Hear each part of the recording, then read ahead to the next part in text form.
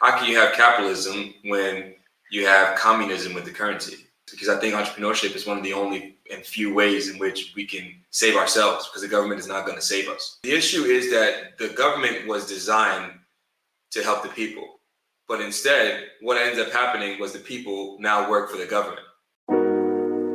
This is the Mooncast.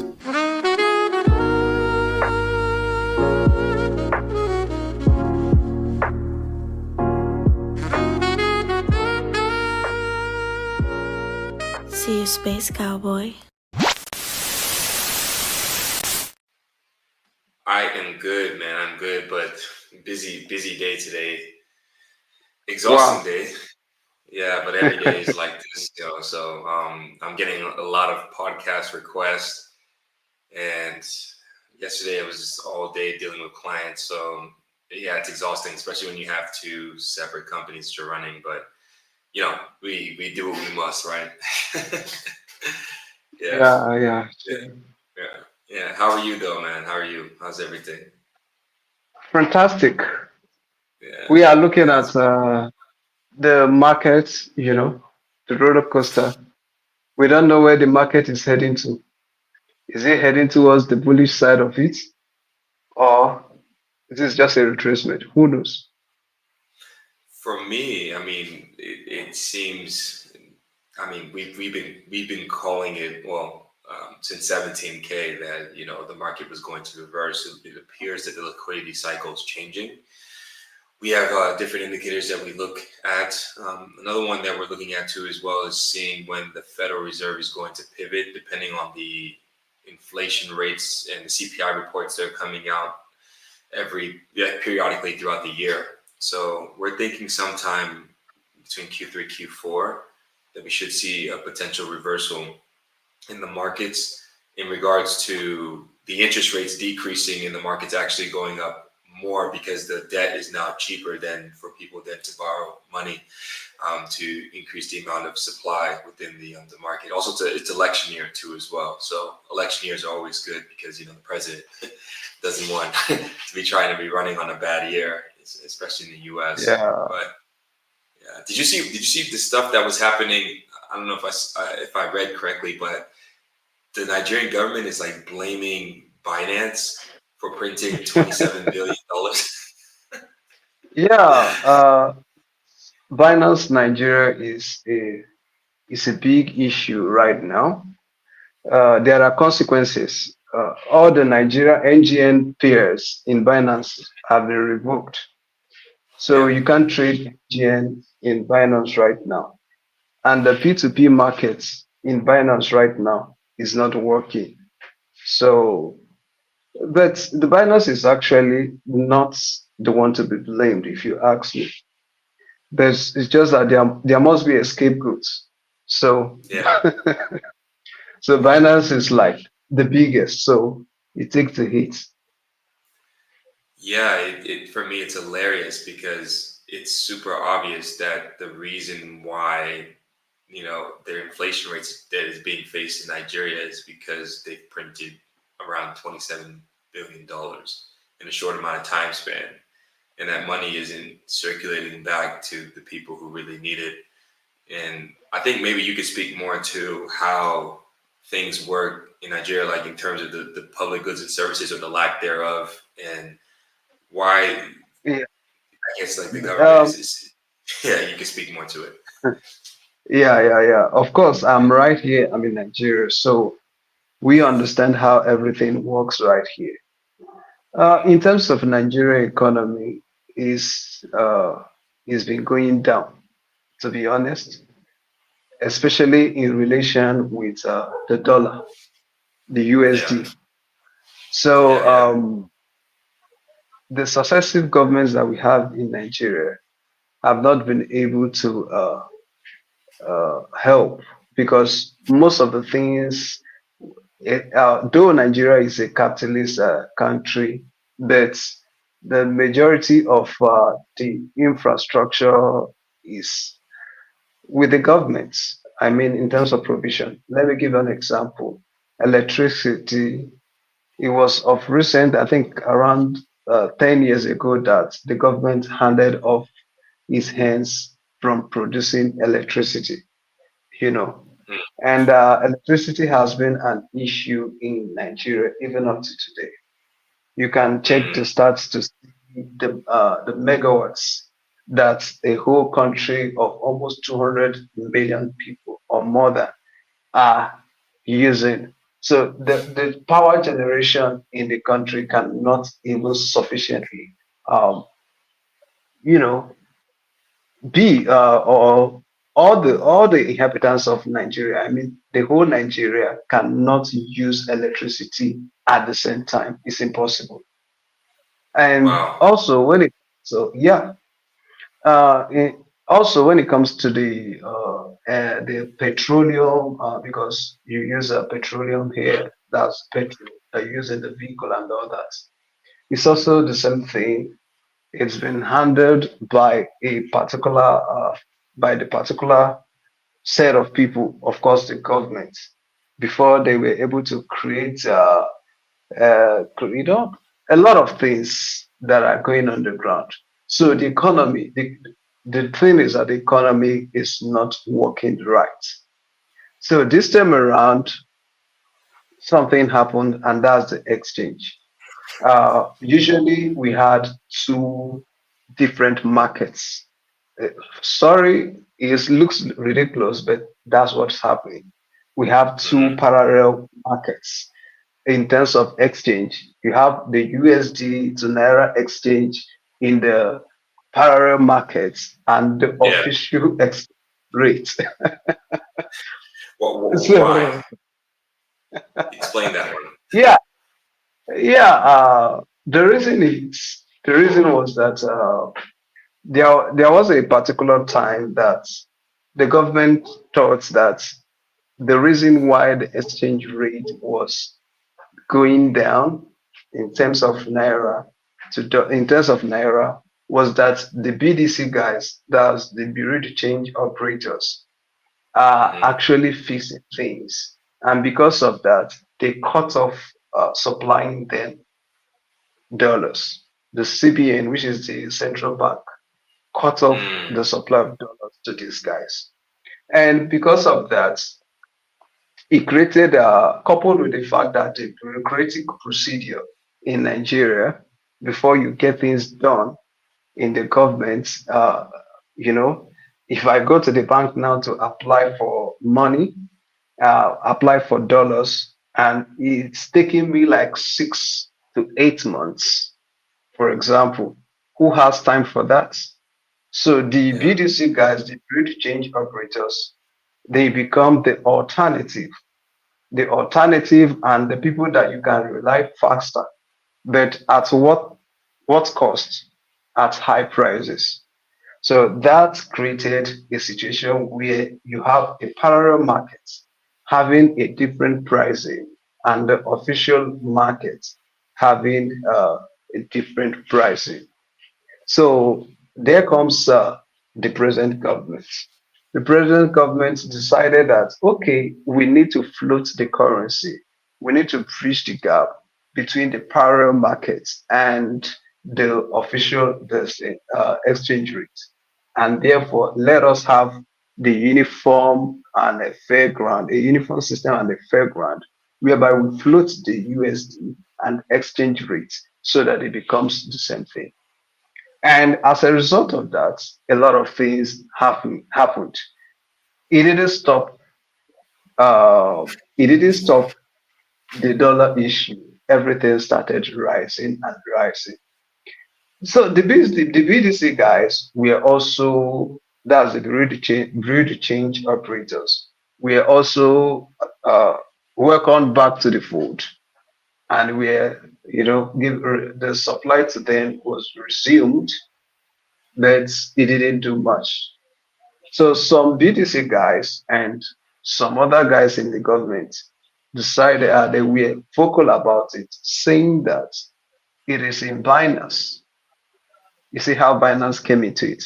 That is the Yeah. P2P platform in Binance that fixes the exchange rates, and that they are the one that is giving arbitrary exchange rates. They will fix it and people buy it there.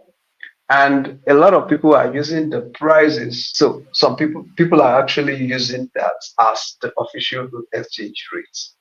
So Yeah. it now becomes that the Binance is fixing exchange rates for Nigeria. Hmm. Wow. So my thing is, we all know that it's not Binance. That's the issue, right? Binance is just a mediation for people to then trade, right? It's And not. a broker, It's not effectively. Binance. It's not Binance to be honest, because anyone that understands the P2P markets and the way it works knows that it Yes. is not Binance. Binance doesn't fix the price. It's pure demand and supply the market forces in the P2P market. The Yeah. P2P, the traders will list what they want to sell. The buyers list what they want to buy. And at the midpoint is the price. So Yeah. it's not Binance that fixes. And if you look at it too, Binance doesn't make a dime in terms of transaction fees from those transactions. So if I only facilitated a platform for you to trade, you know, and don't forget that it's not easy. It's very difficult to buy USDT or any crypto with Nigeria card. It's not possible right now because the government at a point in time banned it. So it's not possible. Binance is only a facilitator and not the instigator in this scheme. Yeah. It's super interesting for me, and I'm wondering how are people. What outlets are people using then to remedy that situation, and also with the currency situation of being basically USD being kind of illiquid or very hard to get at a good market rate. What are people using to remedy that situation? Are they using cryptocurrency? Yeah, in fact, Nigeria, if you check the reports, you will see that Nigeria is one of the leading countries that have interest in cryptocurrency. And a lot of people are thinking, yes, there is a large market for it, the youth. But one of the reasons is because of underdevelopment and economic situation. You know, for example, I am a content creator in Web3 and an experienced one at that. There are a lot of things. First, PayPal, for example, doesn't work here. PayPal. So I can't receive with PayPal. Wow. Yeah, this is raw. It's Yeah. undiluted. I can Yeah. receive with PayPal the payments.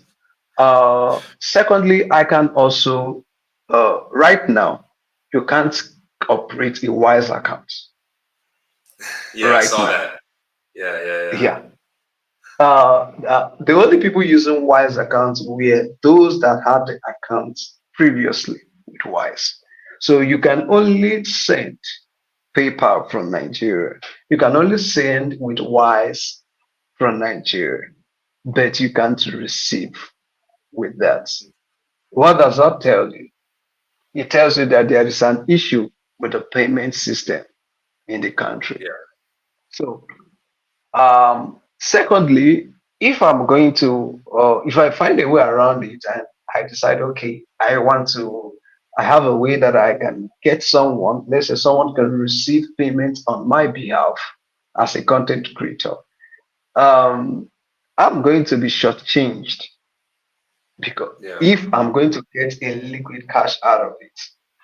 So the cryptocurrency and the USDT and everything becomes the best solution for me because with that, I can render my services to my clients, receive my adequate remuneration without being shortchanged, and I will sell if I want to sell the USDT at the Yeah. prevailing market price. Yeah. Yeah. So And, that's the and situation right so, so can you? hypothetically speaking, instead of swapping the crypto USDT or Bitcoin back into fiat, is there a circular economy happening in Nigeria with Bitcoin or with other cryptocurrency that people are able to then shop or to buy goods and services with cryptocurrency? Or is everyone still using fiat? And if they are using fiat at a rapid pace, why are they still using fiat when their purchasing power is devaluating at sort of like a hyperinflation type of rate? What is the purpose of that? I don't get it.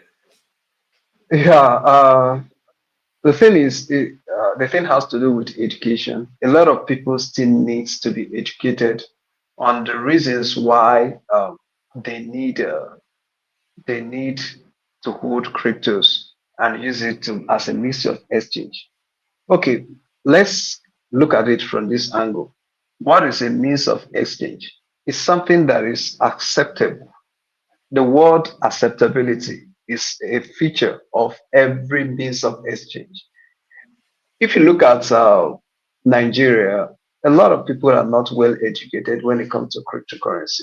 So when the majority are not accepting cryptos as a means of payment, then it's going to be difficult for you to say that crypto is an alternative. So we'll get to a point where it's been accepted. Notwithstanding, there are platforms that do accept cryptocurrencies as a means of payment, but they are not much, to be honest. Yeah. It baffles me a lot as a person because I'm just like, it's crazy that you're kind of trapped in this system where you can't receive then funds and you can send them out, but what are you supposed to do? But I know there's alternative centralized exchanges that I guess the government still hasn't attacked yet. Like if you look at maybe like there's KuCoin, there's Gates, I know Coinbase, they also were attacking them too as well. There's Mexi, there's a couple others too as well. So I'm wondering, are they able to remedy the situation by using other centralized exchanges to be able to do peer-to-peer exchange? Yes, right now, Bybit, for example, still works, but the question is for how long? We don't know Yeah, what the government has has, you know, up its sleeves. So for how long? The Bybit is still working right now. KuCoin, I don't I have not really used KuCoin P2P. I've used KuCoin, but not the P2P. But I'm very sure of Bybit. So those two, Binance and Bybit, have been my go-to whenever it comes to P2P right now. And yeah, if there is an issue with P2P in Nigeria today, it's going to affect a lot of people. It's also going to create a lot of people, opportunities for a lot of people to enrich themselves. That's right. The OTC guys will smile yeah, because it's an avenue to buy more at, of course, there is no official exchange rate. It becomes if the desirable is not available, the available becomes the desirable. You know, so once a fair amount of uh, a fair amount is not available for you to receive in exchange for your crypto, then it means that whatever the person that wants to buy from you is offering as a fair amount becomes a fair amount. So yes, it will create a different business system whereby the OTC guys will make it. I will give you a practical example. I will mention name. I have a friend that has a WhatsApp group. Of mm, course, before the introduction of P2P, Nigerians were actually P2P before. yeah, P2P in WhatsApp and Telegrams via escrows, using the escrow mechanism and all that. But this guy has a WhatsApp group for OTC, is my friend, and for a long period of time, it wasn't working. The group was still there, but people were not asking, want to sell, I want to buy. But immediately this happened, everything changed. People started asking. I have 200, 300 USDT. Is there anyone that is interested? You know, Mm. and what does it tell you? It means that such activities will start coming up over and over again, especially if every avenue to use the P2P in centralized exchanges fails. Yeah. Man, it's a really really tough one, man, and this is part of the reason why I got into this industry, and I knew that this industry was going to take off because the ideal that you can privatize currency is actually ridiculous. Like the free market should decide what they want to trade, and no one should be able. You said earlier that Nigeria is a capitalistic society. So how can you have capitalism when you have communism with the currency, right? It doesn't make any sense to me. Explain that one to me, man. How does that work? you know?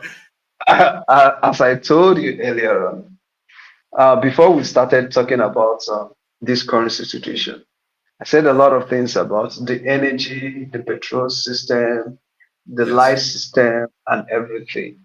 You see, the government had the monopoly of a lot of industries, but they are privatizing right now. A lot of industries like that are being privatized, Yeah. but it still didn't change a lot of things.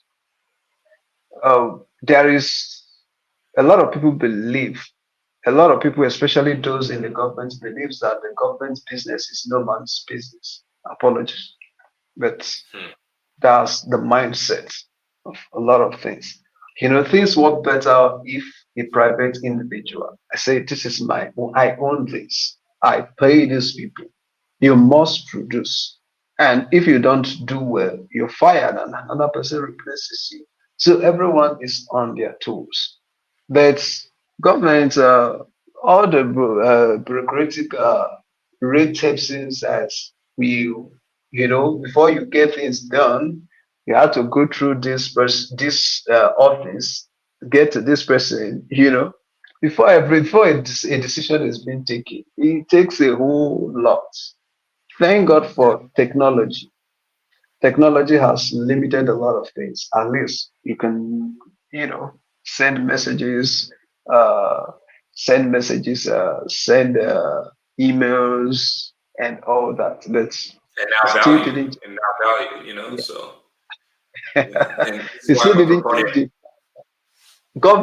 Government is actually on hitting on a lot of things right here in Nigeria. And this is why, again, this is why I started this podcast, because I think a lot of people aren't aware of a lot of the issues that are happening in different countries, because in their bubble, in their reality, everything seems or appears to be good, because I'll just tell you a little example of how it is for some of the people, the normies in the West, right? So a lot of them, they just live their life, do a 9 to 5, and they're able to then transact freely, uh, $500-600 a week or whatever it is that they need to do for spending and whatever, right? And so they're not privy to a lot of the financial restrictions and a lot of the bottlenecks that are being faced in a lot of these more developing areas, or more areas in Africa or in Latin America, or in other areas where they're kind of closed from the entire global financial sector.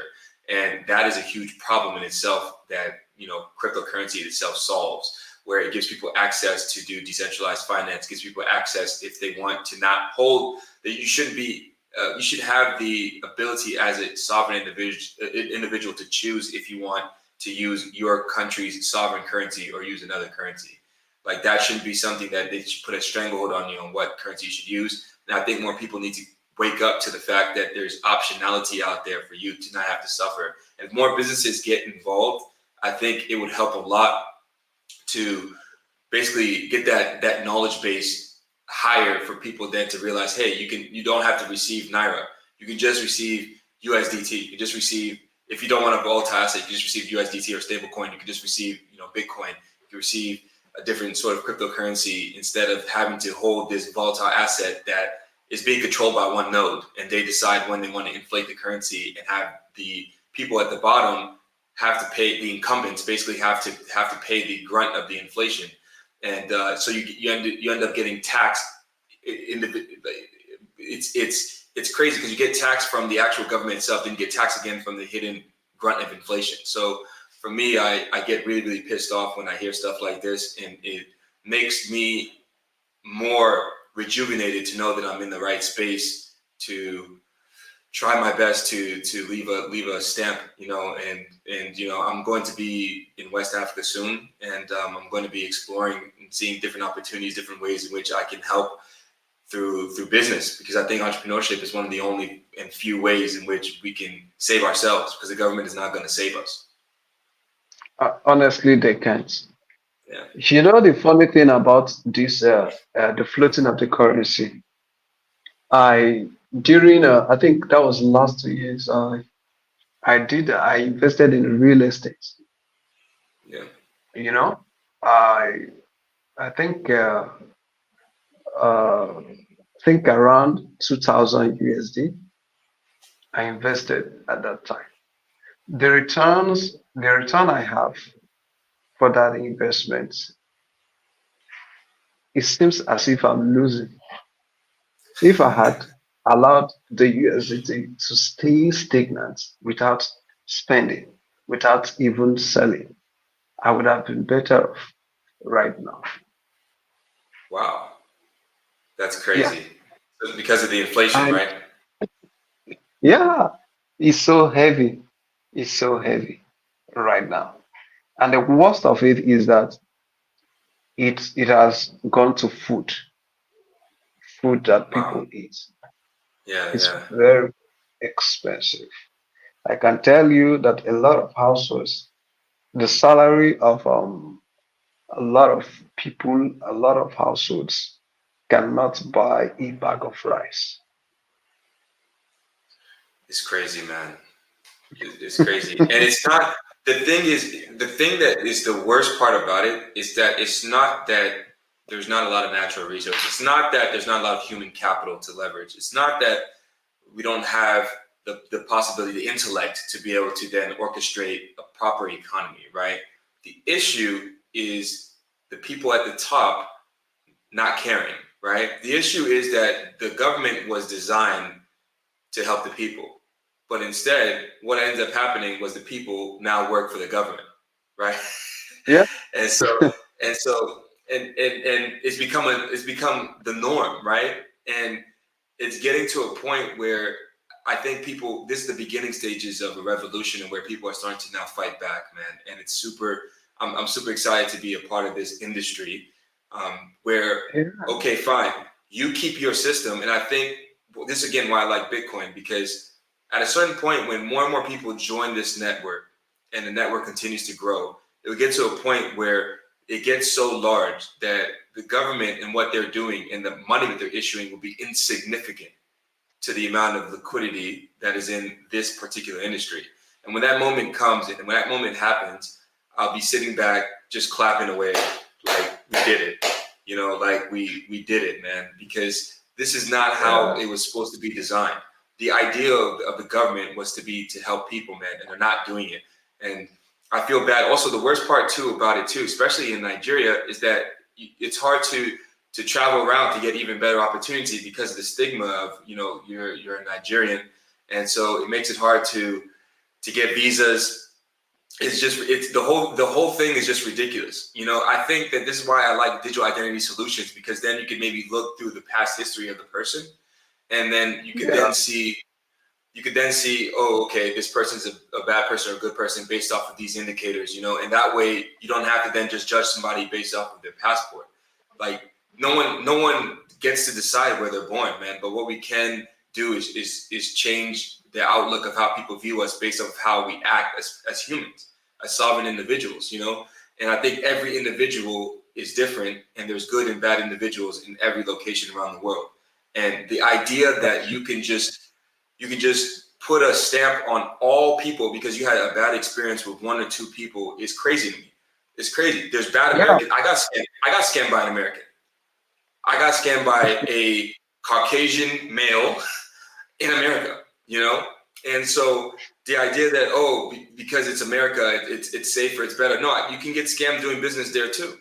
you can get scammed doing business here. You can get scammed by anybody, man. So Yeah. it's crazy, man. It's crazy. But for me, I wanted to ask you about this because I wanted to go back a little bit to the generator portion that you were talking about, because the electricity issue, right? Is it that, because I know Nigerians are very intelligent, so the issue can't be that we can't get proper electrical lines around the country, right? The issue is probably that someone is profiting, right, off of the generator situation, is what I'm thinking.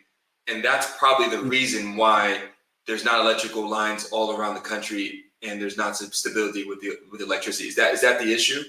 Hey bro, I'm just trolling is something that will not just challenge your perspective, but also touch your heart and soul. It's a book that defies convention, blending art and literature into a thought-provoking masterpiece. A reflective piece of provocative art that tackles societal constructs from angles you've never considered. Hey bro, I'm just trolling delves into the very essence of our existence. It questions the technology that surrounds us, challenges our notions of beauty, stares unflinchingly into the eyes of death, and questions the boundaries of freedom. It scrutinized the educational system that molds our very future. This book is a journey, an exploration of shared human experience, and it's a work of art that refuses to be confined by tradition. It's a canvas painted with words, a melody of thought, and a testament to the power of creativity in a world dominated by algorithms and data. Visit moonboycapitalventures.com and get your hands on Hey Bro, I'm Just Trolling today. It's not just a book, it's a movement. Now let's jump back into the show. No, what is part of it, but not all. The number one issue we have is corruption. Here, that's everything, you know. Some people have decided to they've diverted it to their own private pockets. That's the first thing. Of course, the people that want to maintain the status quo, that are earning from the misfortune of others too, are also happy. So they will do everything to make sure that everything remains normal and it becomes business as usual, you know. So that's another thing too. In Nigeria here, um, we don't actually look at governments to solve. Nigerians are very industrious people. I tell a lot of anyone I meet, we're very industrious. The reason why I say so is that if you see Nigerians in different parts of the world and how they do things, the efforts they put, the results they get, you know that these guys are industrious, whether you like it or not. So here we have that mindset of no one trusts the government to do much. In fact, the government is likely not going to do much. So you need to, what I used to say, take your destiny by your own hands.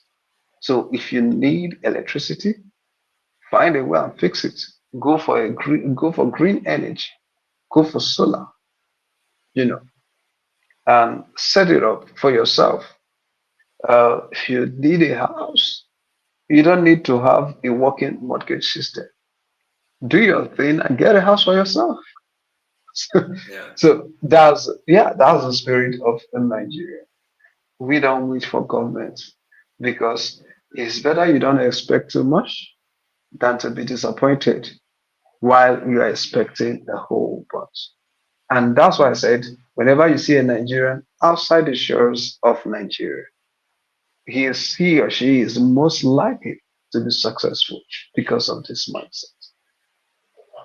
Yeah, it's actually, you're spot on, man. I haven't met any Nigerians.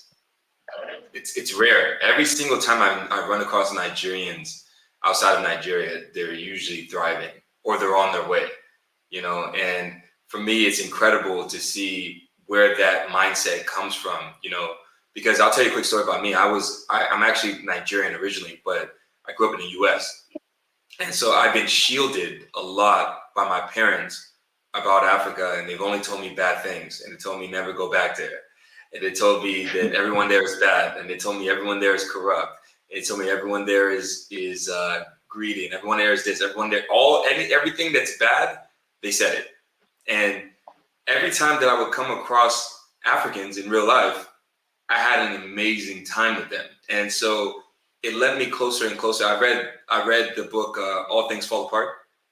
And yeah, and so it's certain aspects of me. I have to basically find my roots by myself, and it's been a long journey for me to get to the point where I'm at, to where I've been able to go back to the continent and see the development there and see how loving, how friendly the people actually are.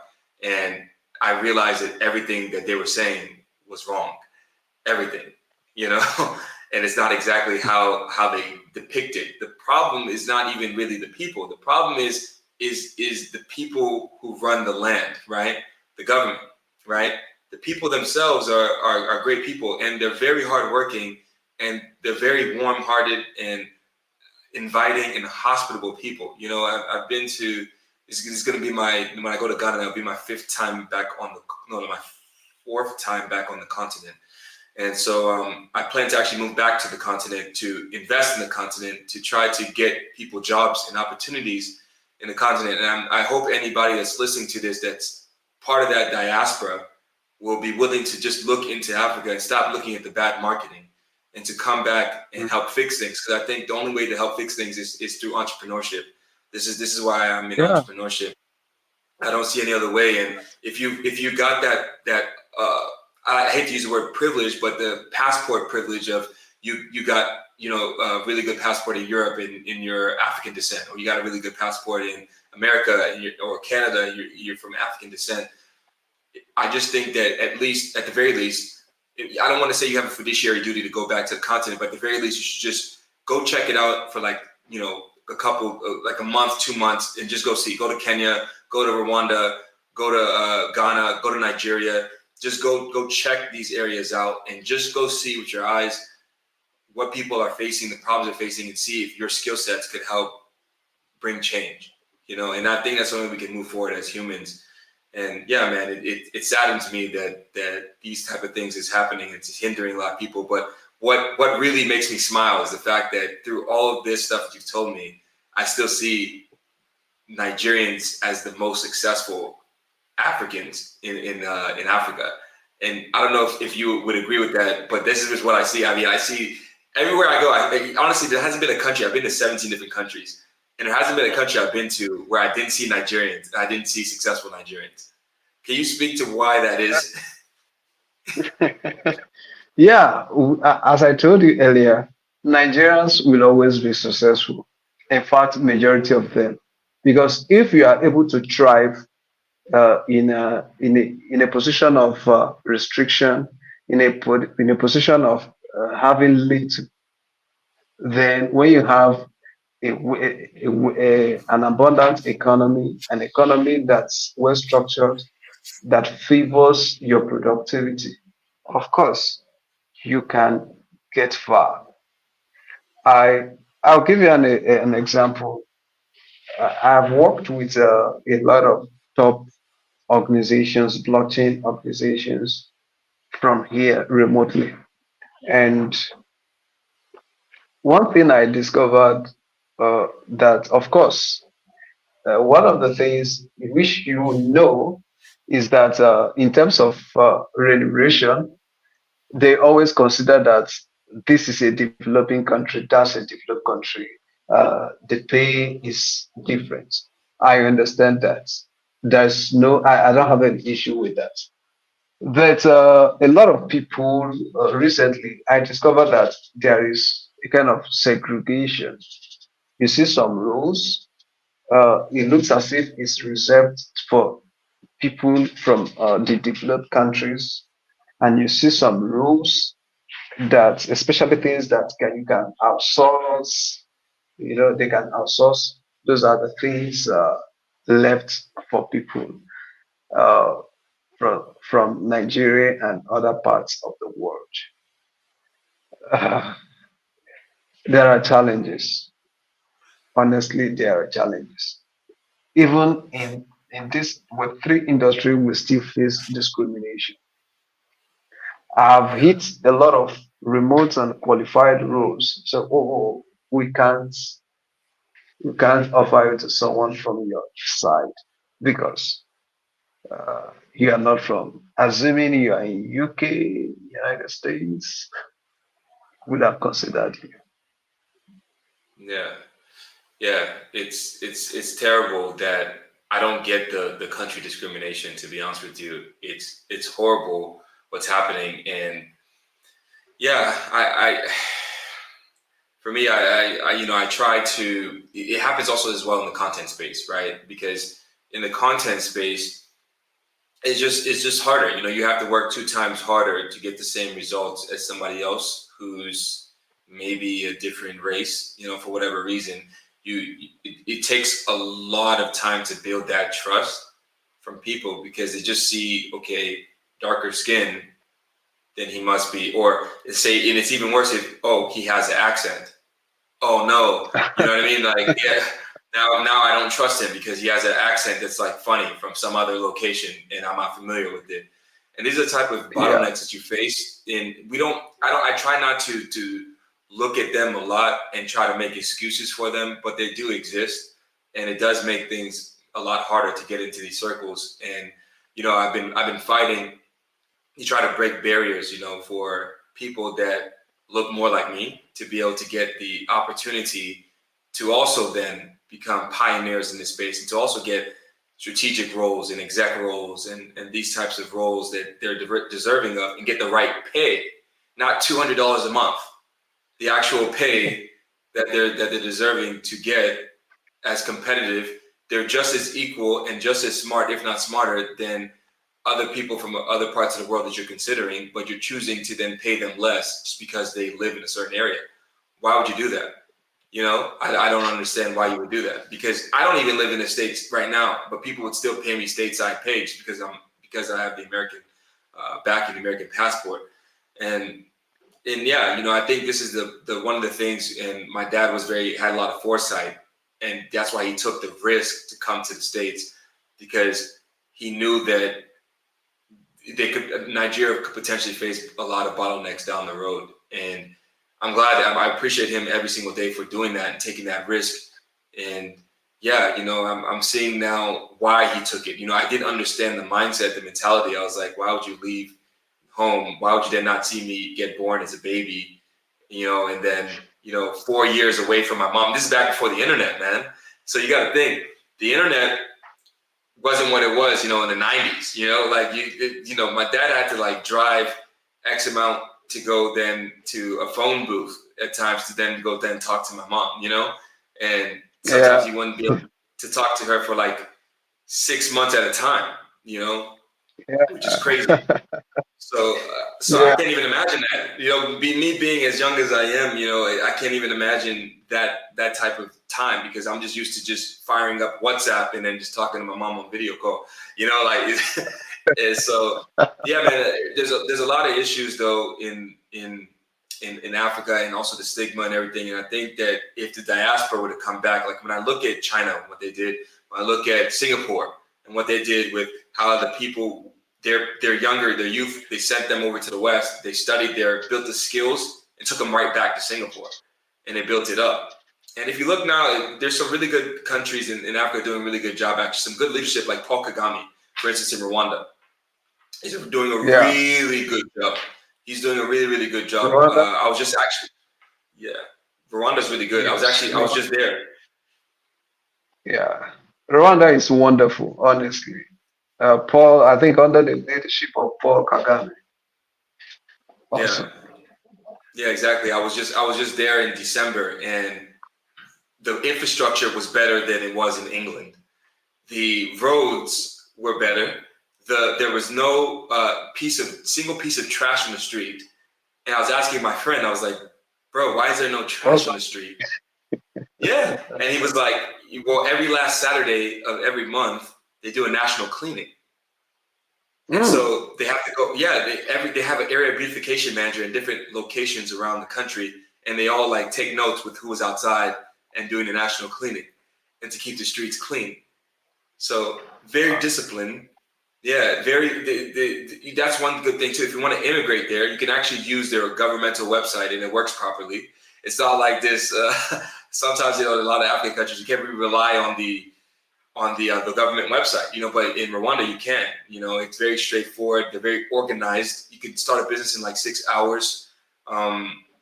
Very minimal levels of corruption. I wouldn't say zero corruption because there's no zero corruption country in the world. The United States is corrupt. Every country in the world is corrupt. Germany has corruption. England has corruption. But I would say it's very minimal levels of corruption. Very safe. Yeah, I really liked Rwanda a lot. I think they're heading in the right direction. And I like some of the stuff that the Botswanan president is doing too as well.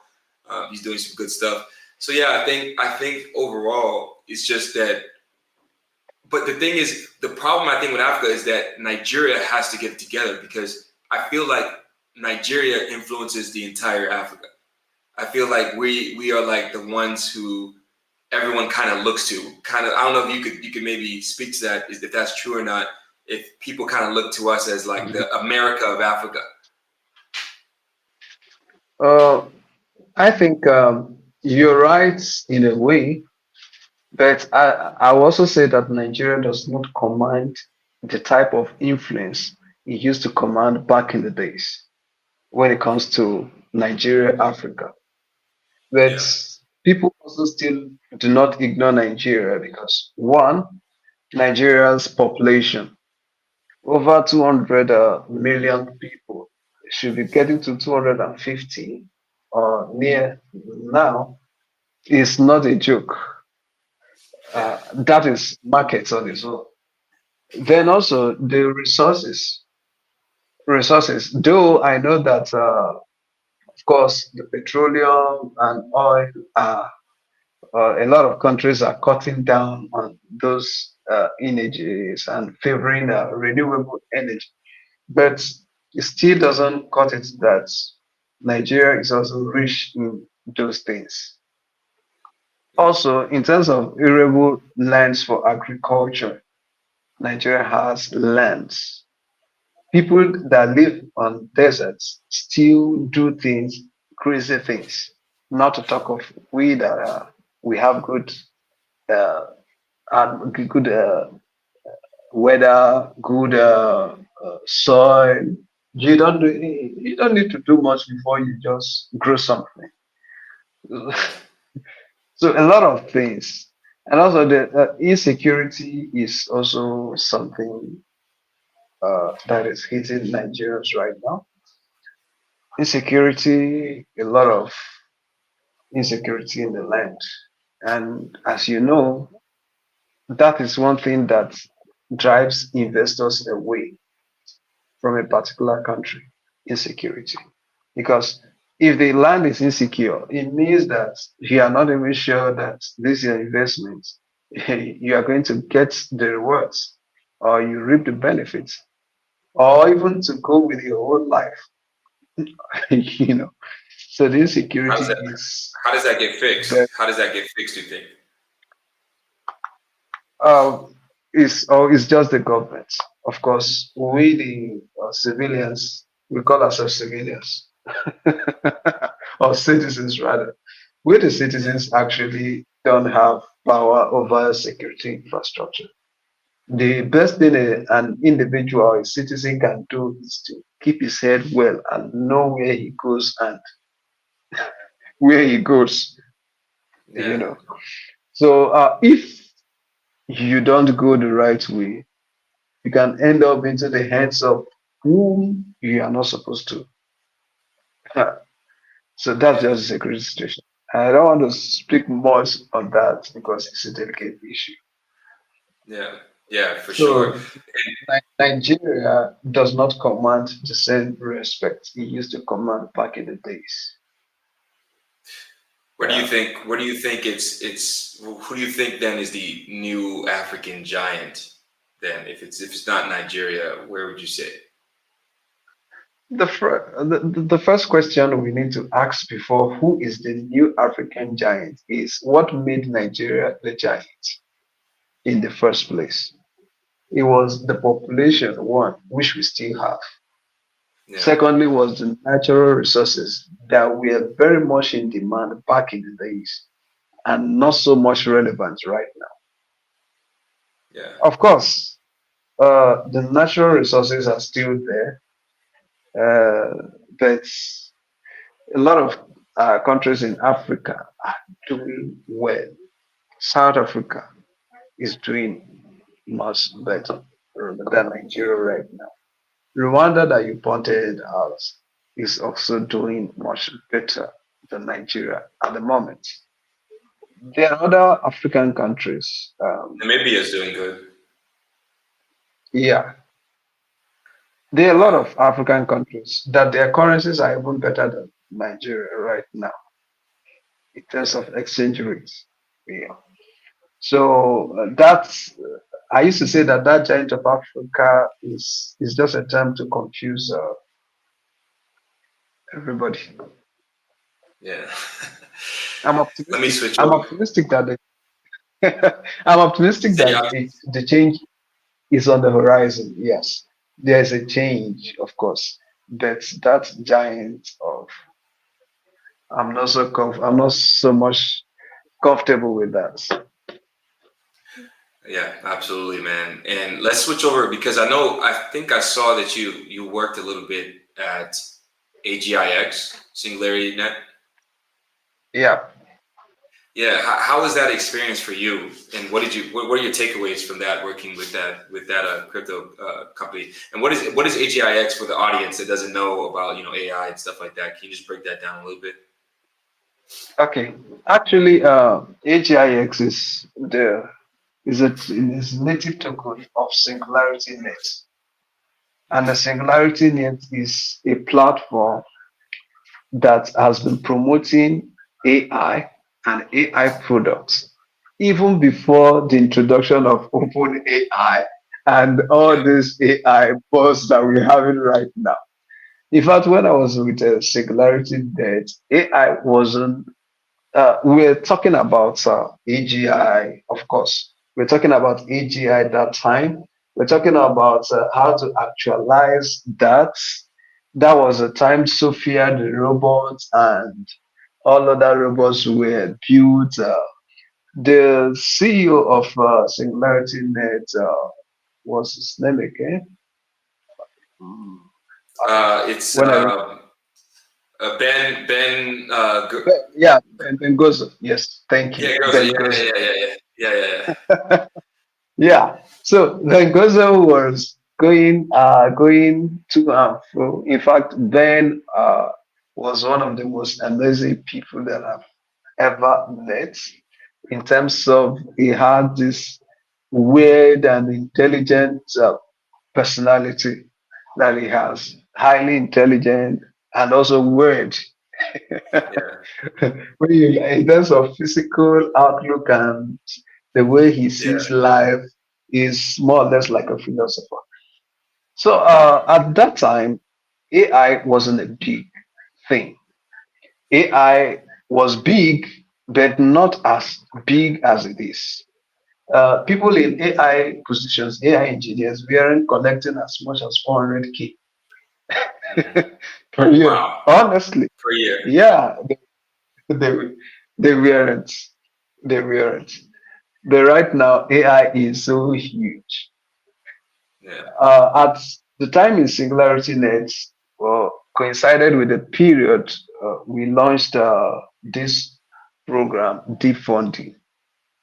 Deep Hmm. funding was a program that's aimed at giving AGIS token. In fact, it was $1 million worth of AGI tokens to deserving developers and people that could contribute to the platform.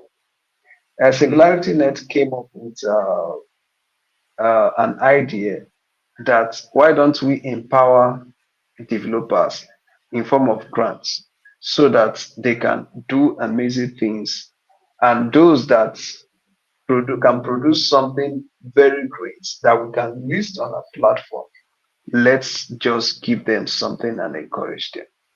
So Yeah. it was a fantastic period and it was pretty successful at that time. I learned, in fact, before then, I didn't know much about the intersection between Web3 and AI. I've always been Yeah. seen with from the lens of cryptocurrency, from the lens of blockchain, from the lens of NFT, DeFi, and the rest. But that was the first time that we saw AI in the mix. So one thing to take out of all this thing is that crypto can be applied to any industry, no matter what. Because this AGIS token, the native token of Singularity Net, can be used to purchase AI services right on the Singularity Net platform. So Yeah. crypto can be used to pay for services, pay for goods online. You know, Yeah. a lot of. I also had a friend at that time from Cardano. I Yeah. saw that was the first time I saw the card, the Cardano card. Yeah. I Yeah. was, yeah, I had one back in the days, but unfortunately there was no way to use it here. Yeah.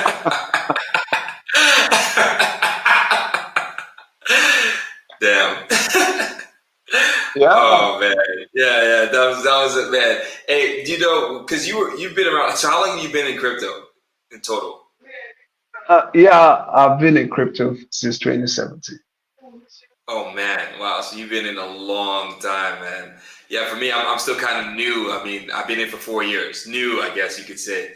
But yeah, I started in 2020. So you were around, in the beginning stages before the staking of Cardano, before the smart contracts and stuff like that. So you got to see the entire progression of everything. And is that your favorite ecosystem? Mm, uh, I would say my favorite, I'll say Ethereum. Ethereum. Okay. Why? I would say, of course, everyone in the space knows that Ethereum has, in terms of security, Yeah. Ethereum is still, despite the fact that it has been moved from proof of work to proof of stake, it still didn't change much. There is a level of security when it comes to Ethereum, and the OGs also have that bias towards Ethereum. Yeah. Then Cardano and the rest is speed. If you opt for speed, you can use those ones. Speed transactions, affordable transactions. In terms of cheap transaction fees, you can opt for those ones. And majority of the staking platforms in terms of DeFi, majority of them are on Ethereum. Yeah. Majority of them support Ethereum. Thank God for the layer two programs that we have, the layer two platforms that helps us, of course, to subsidize those fees. To an Yeah. average American, the fees might not be much, but here they might be huge. It Yeah. depends. Yeah. Absolutely, man. Yo, I think we'll close it off there. I appreciate you coming on. Where can people find you on the internet, man, and take advantage of your knowledge and skill set? Yeah, you can find me on LinkedIn. I would say that's the place that I am almost available. There are other platforms, but LinkedIn is the best. Elochukwu Okoye. Awesome. Awesome, man. Yeah, I'll leave a link down in the show notes, man. Any closing thoughts before we go? Yeah, I would say that Nigeria is a very good place. In Africa, Africa is the Africans that we have are very good people. We are not fraudulent people because a lot of people will always mention the Nigerian prince as you know Nigerian prince as if a case in hand. Not, but we forget that even the Indians too, we have a lot of scams that come out of India almost every time. Doesn't mean that Yeah. the whole Indians are scammers. It doesn't. So we are actually good people. We're hardworking and we are people that we like to take our destiny in our hands Yeah. because once we see an opportunity, put in effort to go for it, and of course, we reap the benefits. We'll close off there, man. Thank you so much for this episode of the Mooncast, man, and peace.